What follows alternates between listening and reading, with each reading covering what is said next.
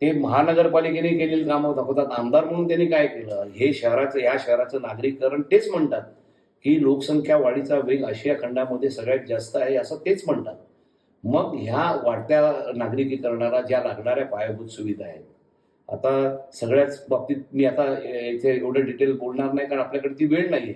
परंतु विजेच्या संदर्भामध्ये त्यांनी ते 3 टर्म आमदार आहेत. विजेच्या संदर्भात लागणारी सबस्टेशन आहेत, लागणारी स्विचिंग स्टेशन आहेत, लागणारे ट्रान्सफॉर्मर आहेत, अंडरग्राऊंड त्यांचे 3 जाहीरनामे बघा. त्यांचे 3 विधानसभेचे पूर्वीचे जाहीरनामे बघा. त्यांनी काय काय केलंय ते बघा. मग तुम्ही तुमचं फेल्युअर लपवण्यासाठी जर अशा काहीतरी फेक नरेटिव्ह पसरवणार असतील तर त्याच्यापेक्षा तुम्ही स्वतः आत्मपरीक्षण करा ना की तुम्ही काय केलेलं आहे.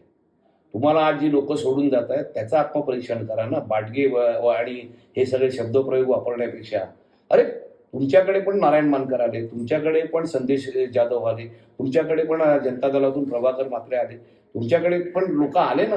ते इतर पक्षातूनच आले आणि तुम्ही वाढले कसे? इतर पक्षातून आलेले नारायण मानकर सारखे कार्यकर्ते असतील त्यांच्यामुळे तुम्ही वाढले. आज आम्ही तुम्हाला सोडून गेले का गेले याचं आत्मपरीक्षण करा. बाटगे आम्हाला तुम्हाला बोलण्याचा अधिकार नाही, मग तुम्ही त्यांना पण नारायण मानकर आणि त्या मंडळी पण बाटगेंची उपमा देणार आहेत का?